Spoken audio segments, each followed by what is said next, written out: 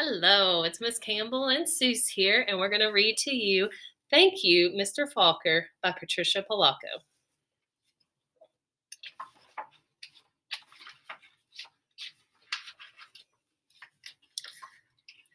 The grandma held the jar of honey so that all the family could see, then dipped a ladle into it and drizzled honey on the cover of a small book. The little girl had just turned 5. Stand up, little one, he cooed. I did this for your mother, your uncles, your older brother, and now you. She dipped her finger into the honey and put it to her mouth. What is the taste? The grandma asked. The little girl answered, Sweet. Then all of the family said in a single voice, Yes, and so is knowledge. But knowledge is like the bee that made the sweet honey. You have to chase it through the pages of a book. The little girl knew that the promise to read was at last hers. Soon she was going to learn how to read. Tricia, the littlest girl in the family, grew up loving books. Her schoolteacher mother read to her every night. Her redhead brother brought his books home from school and shared them. And whenever she visited the family farm, her grandfather or grandmother read to her by the stone fireplace. When she turned 5 and went to kindergarten, most all of she hoped to read. Each day she saw the kids in the first grade across the hall reading, and before the year was over, some of the kids in her own class began to read, but not Tricia. Still, she loved being at school because she could draw. The other kids would crowd around her to watch her do magic with the crayons. In first grade, you'll learn to read, her brother said. In first grade, Tricia sat in a circle with the other kids. They were all holding Our Neighborhood, their first reader, sounding out letters and words. They said be, boy, boy, and look. The teacher smiled at them when they put all the sounds together and got a word right. But when Tricia looked at a page, all she saw were wiggling shapes. And when she tried to sound out words, the other kids laughed at her. Tricia, what are you looking at in that book? They'd said. I'm reading, she'd say back to them. But her teacher would move on to the next person. Always, when it was her turn to read, the teacher had to help her with every single word. And while the other kids moved up onto the second reader and the third reader, she stayed alone in Our Neighborhood. Tricia began to feel different. She began to feel dumb. The harder words got for the little girl, the more and more time she spent drawing. Oh, how she loved to draw. Or just sitting and dreaming. Or when she could, going for walks with her grandmother. One summer day, she and her grandma were walking together in the small woods behind their farm.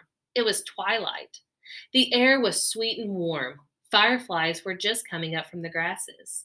As they walked, Tricia said, Grandma, do you think I'm different? Of course, her grandmother answered. To be different is the miracle of life. You see all those little fireflies? Everyone is different. Do you think I'm smart? Tricia didn't feel smart. Her grandma hugged her. You are the smartest, quickest, dearest little thing ever. Right then, the little girl felt safe in her grandma's arms. Reading didn't matter so much.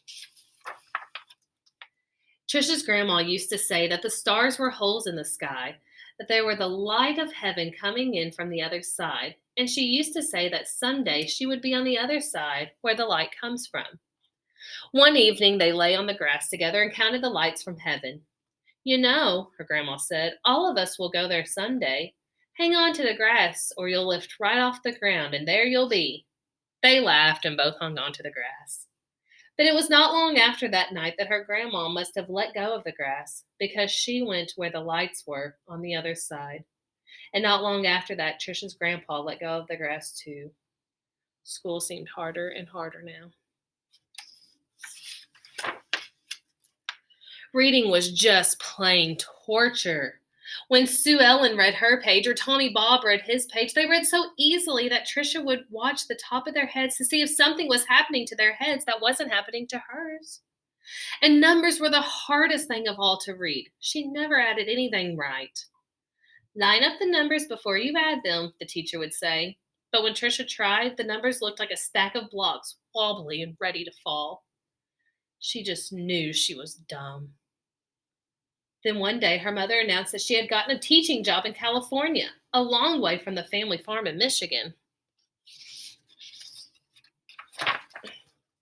Even though her grandma and grandpa were gone, the little girl didn't want to move. Maybe, though, the teachers and kids in her new school wouldn't know how dumb she was. Since she and her mother and brother moved across the country in a two-tone 1949 Plymouth. It took 5 days. But at the new school, it was the same. When she tried to read, she stumbled over words. The cat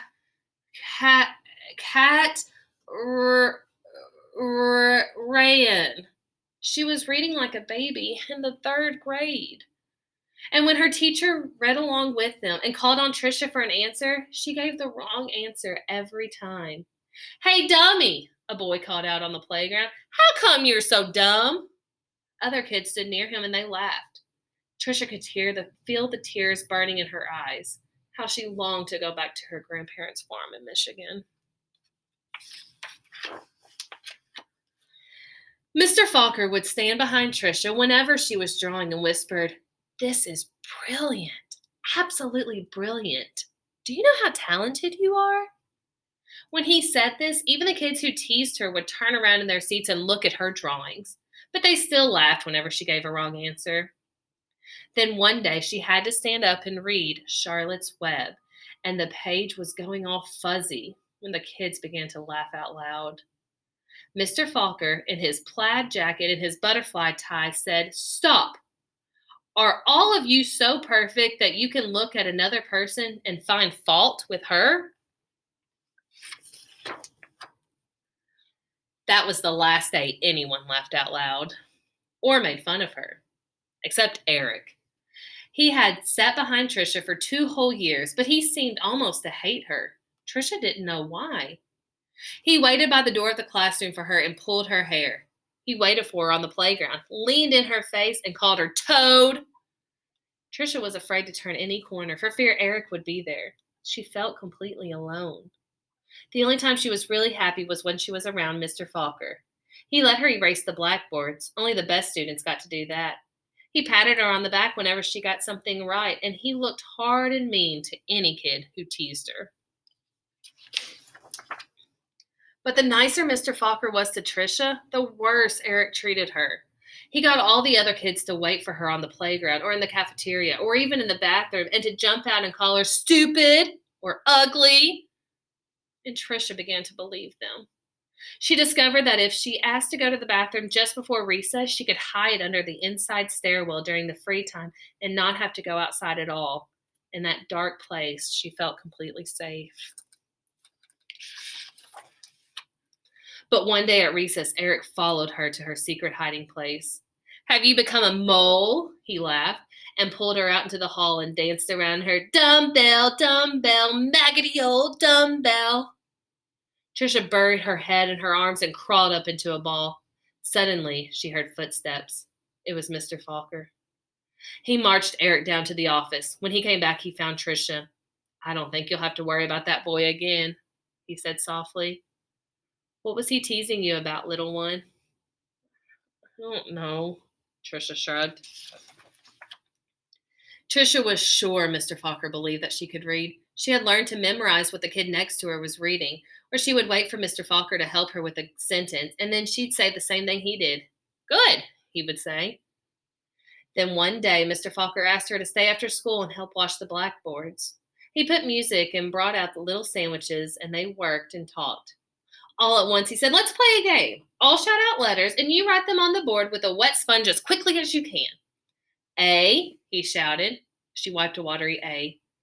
"8," he shouted. She made a watery 8. 14, 3, D, M, Q, he shouted out. He shouted out many, many letters and numbers, then walked up behind her, and together they looked at the board. It was a watery mess. Trisha knew that none of the letters or numbers looked like they should. She threw the sponge down and tried to run. But Mr. Falker caught her arm and sank to his knees in front of her.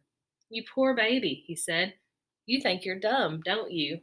How awful for you to be so lonely and so afraid." She sobbed. "But, little one, don't you understand? You don't see letters or numbers the way other people do. And you've gotten through school all this time and fooled many, many good teachers." He smiled at her. "That took cunning and smartness and such bravery." Then he stood up and finished washing the board. "We're going to change all that, girl. You're going to read. I promise you that." Now, almost every day after school, she met with Mr. Falker and Miss Plessy, a reading teacher. They did a lot of things she didn't even understand. At first, she made circles in sand and then big sponge circles on the blackboard going from left to right, left to right. Another day, they flickered letters on a screen and Tricia shouted them out loud. Still, other days, she worked with wooden blocks and built words. Letters, letters, letters. Words, words, words. Always sounding them out. And that felt good. But though she'd read words, she hadn't read a whole sentence. And deep down, she still felt dumb. And then one spring day, had it been 3 months or 4 months since they had started? Mr. Falker put a book in front of her. She'd never seen it before. He picked a paragraph in the middle of a page and pointed at it. Almost as if it were magic or as if light poured into her brain, the words and sentences starting to take shape of the page as they never had before. She marched them off to. Slowly, she read a sentence, then another, and finally she'd read a paragraph, and she understood the whole thing. She didn't notice that Mr. Falker and Miss Plessy had tears in their eyes.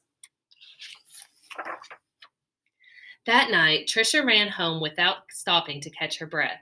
She bounded up the front steps, threw open the front door, and ran through the dining room to the kitchen. She climbed on the cupboard and grabbed a jar of honey. Then she went into the living room and found the book on the shelf, the very book that her grandpa had shown her so many years ago.